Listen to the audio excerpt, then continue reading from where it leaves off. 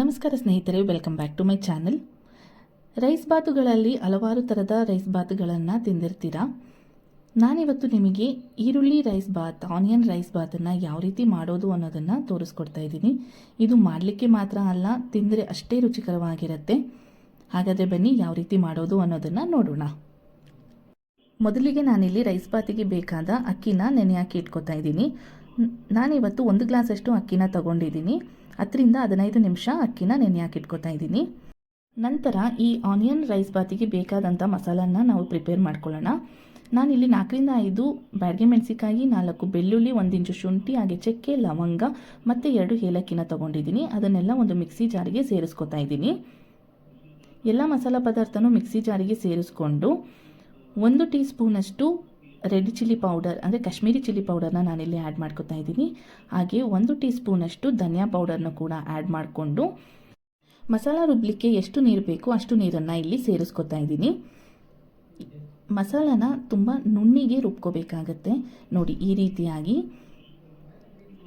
ನಾವು ಗಂಧನ ತೆಗೆದ್ರೆ ಯಾವ ರೀತಿ ಇರುತ್ತೋ ಆ ರೀತಿಯಾಗಿ ಈ ಮಸಾಲನ ಪೇಸ್ಟ್ ಮಾಡ್ಕೋಬೇಕು. ಇವತ್ತು ನಾನು ಈ ರೈಸ್ ಬಾತನ್ನು ಕುಕ್ಕರ್ನಲ್ಲಿ ಮಾಡ್ತಾ ಇರೋದ್ರಿಂದ ಕುಕ್ಕರ್ನ ಬಿಸಿಯಾಗಲಿಕ್ಕೆ ಇಟ್ಟಿದ್ದೀನಿ. ಕುಕ್ಕರ್ ಬಿಸಿಯಾದ ನಂತರ 2 ಸ್ಪೂನಷ್ಟು ಎಣ್ಣೆನ ಸೇರಿಸ್ಕೊಂಡು 1 ಸ್ಪೂನಷ್ಟು ಕಸ್ತೂರಿ ಮೇಥಿನ ಹಾಕೋತಾ ಇದ್ದೀನಿ.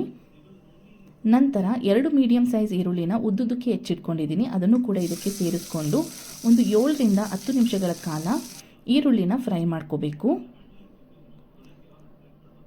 ಮನೆಯಲ್ಲಿ ಏನೂ ತರಕಾರಿ ಇಲ್ಲದಿರೋ ಟೈಮ್ನಲ್ಲಿ ಈ ರೀತಿಯಾದ ರೈಸ್ ಬಾತನ್ನು ಒಮ್ಮೆ ಮಾಡಿ, ತುಂಬ ರುಚಿಯಾಗಿರುತ್ತೆ. ಬಿರಿಯಾನಿಗಿಂತಲೂ ತುಂಬ ರುಚಿಕರವಾಗಿರುತ್ತೆ ಈ ಆನಿಯನ್ ರೈಸ್ ಬಾತ್. ನೋಡಿ, ಈ ರೀತಿಯಾಗಿ ಈರುಳ್ಳಿ ಚೆನ್ನಾಗಿ ಫ್ರೈ ಆಗಬೇಕು. ಒಂದು 7ರಿಂದ 10 ನಿಮಿಷ ಈರುಳ್ಳಿನ ಚೆನ್ನಾಗಿ ಫ್ರೈ ಮಾಡ್ಕೋಬೇಕು. ಇವಾಗ ನಾನು ಮಸಾಲ ಏನು ಮಾಡಿ ಇಟ್ಕೊಂಡಿದ್ದೆ ಅದನ್ನು ಆ್ಯಡ್ ಮಾಡ್ಕೋತಾ ಇದ್ದೀನಿ. ಅದೇ ಕಪ್ಪಿಗೆ ಸ್ವಲ್ಪ ನೀರನ್ನು ಸೇರಿಸ್ಕೊಂಡು ಅದನ್ನು ಕೂಡ ಆ್ಯಡ್ ಮಾಡ್ಕೋತಾ ಇದ್ದೀನಿ. ಮಸಾಲ ಅದು ಹಸಿ ಸ್ಮೆಲ್ ಹೋಗೋವರೆಗೂ ಚೆನ್ನಾಗಿ ಫ್ರೈ ಮಾಡ್ಕೋಬೇಕು, ಒಂದು 3ರಿಂದ 4 ನಿಮಿಷ.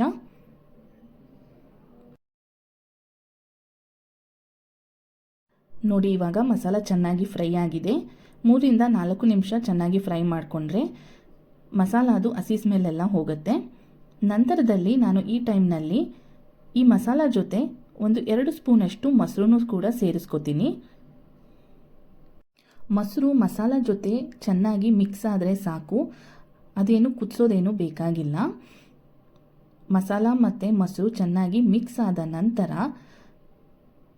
ನಾವಿದಕ್ಕೆ ನೀರನ್ನು ಆ್ಯಡ್ ಮಾಡ್ಕೋಬೇಕಾಗತ್ತೆ. ನಾನಿವತ್ತು 1 ಗ್ಲಾಸ್ ಅಕ್ಕಿನ ತಗೊಂಡಿದ್ದೀನಿ. ಅಕ್ಕಿನ ಆಲ್ರೆಡಿ 15 ನಿಮಿಷ ಮುಂಚೆನೇ ನೆನೆಸಿ ಇಟ್ಟಿದ್ದೀನಿ. ಅದಕ್ಕೋಸ್ಕರ ನಾನು 1.25 ಗ್ಲಾಸಷ್ಟು ನೀರನ್ನು ಇವಾಗ ಇಲ್ಲಿ ಸೇರಿಸ್ಕೊತಾ ಇದ್ದೀನಿ.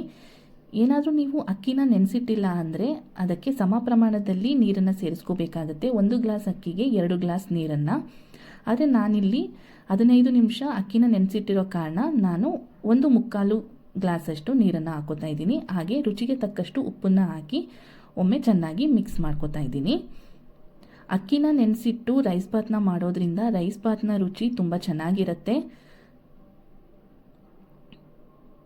ನೋಡಿ, ಇವಾಗ ಮಸಾಲ ಎಲ್ಲ ಚೆನ್ನಾಗಿ ಕುದೀತಾ ಇದೆ. ಈ ಕುದಿಯುವಂಥ ಟೈಮ್ನಲ್ಲಿ ನಾವು ಅಕ್ಕಿನ ಆ್ಯಡ್ ಮಾಡ್ಕೊಳ್ಳೋಣ.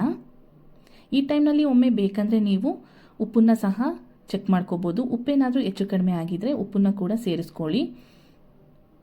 ಇವಾಗ ನಾನಿಲ್ಲಿ ನೆನೆಸಿಟ್ಟಿರುವಂತಹ ಅಕ್ಕಿನ ಆ್ಯಡ್ ಮಾಡ್ಕೋತಾ ಇದ್ದೀನಿ. ಅಕ್ಕಿನ ಸೇರಿಸ್ಕೊಂಡ ನಂತರ ಮತ್ತೊಮ್ಮೆ ಒಂದ್ಸಲ ಚೆನ್ನಾಗಿ ಮಿಕ್ಸ್ ಮಾಡಿ ಇದನ್ನು ಕುದಿ ಬರೋವರೆಗೂ ಬಿಡೋಣ. ಆಮೇಲೆ ಕುಕ್ಕರ್ ಲಿಡ್ಡನ್ನು ಕ್ಲೋಸ್ ಮಾಡಬೇಕಾಗತ್ತೆ. ನೋಡಿ, ಇವಾಗ ಚೆನ್ನಾಗಿ ಕುದಿ ಬರ್ತಾ ಇದೆ. ಮತ್ತೊಮ್ಮೆ ಮಿಕ್ಸ್ ಮಾಡಿ ಇವಾಗ ನಾನು ಕುಕ್ಕರ್ ಲಿಡ್ಡನ್ನು ಕ್ಲೋಸ್ ಮಾಡ್ತೀನಿ. ಕುಕ್ಕರ್ ಲಿಡ್ಡನ್ನು ಕ್ಲೋಸ್ ಮಾಡಿ 2 ವಿಜಿಲ್ಗಳು ಬಂದರೆ ಸಾಕು.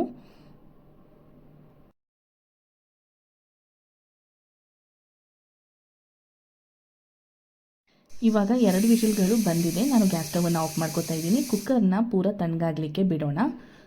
ಕುಕ್ಕರ್ ವಿಜಿಲ್ ಪೂರ ಹೋದ ನಂತರ ನಾನು ಇವಾಗ ಕುಕ್ಕರ್ ಲಿಡ್ಡನ್ನು ಓಪನ್ ಮಾಡ್ತಾ ಇದ್ದೀನಿ. ನೋಡೋಣ ಯಾವ ರೀತಿ ಆನಿಯನ್ ಬಾತ್ ಆಗಿದೆ ಅಂತ. ನೋಡಿ, ಎಷ್ಟು ಚೆನ್ನಾಗಾಗಿದೆ ಆನಿಯನ್ ರೈಸ್ ಬಾತ್. ಇವಾಗ ಇದಕ್ಕೆ ನಾವು ಸ್ವಲ್ಪ ಹೆಚ್ಚಿಟ್ಕೊಂಡಿರುವಂತಹ ಕೊತ್ತಂಬರಿನ ಹಾಕಿ ಒಂದು ಸಲ ಮಿಕ್ಸ್ ಮಾಡೋಣ. ಈ ಆನಿಯನ್ ರೈಸ್ ಬಾತ್ ಬಿರಿಯಾನಿಗಿಂತಲೂ ತುಂಬ ರುಚಿಯಾಗಿರುತ್ತೆ.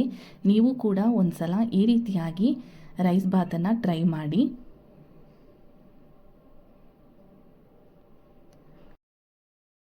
ಮಾರ್ನಿಂಗ್ ಬ್ರೇಕ್ಫಾಸ್ಟಿಗೆ ಅಥವಾ ಲಂಚ್ ಬಾಕ್ಸ್ ಕಟ್ಟಲಿಕ್ಕೆ ಅಥವಾ ಈವ್ನಿಂಗ್ ಡಿನ್ನರ್ ಟೈಮ್ನಲ್ಲಿ ಈ ರೀತಿಯಾದ ರೈಸ್ ಬಾತ್ನ ಮಾಡ್ಕೊಳ್ಳಿ, ತುಂಬ ರುಚಿಯಾಗಿರುತ್ತೆ. ನಾನಿವಾಗ ಈ ರೈಸ್ ಬಾತ್ನ ಒಂದು ಸರ್ವಿಂಗ್ ಬೌಲಿಗೆ ಟ್ರಾನ್ಸ್ಫರ್ ಮಾಡ್ಕೋತಾ ಇದ್ದೀನಿ. ಈ ಆನಿಯನ್ ರೈಸ್ ಬಾತ್ ರೆಸಿಪಿ ನಿಮಗೆಲ್ಲ ಇಷ್ಟ ಆಗಿದ್ದರೆ ಲೈಕ್ ಮಾಡಿ, ಶೇರ್ ಮಾಡಿ, ಹಾಗೆ ನನ್ನ ಚಾನಲ್ನ ಸಬ್ಸ್ಕ್ರೈಬ್ ಮಾಡಿ. ಇನ್ನು ಒಂದು ಒಳ್ಳೆ ರೆಸಿಪಿ ವಿಡಿಯೋ ಜೊತೆ ಸಿಗೋಣ. Thank you so much. Thanks for the watching.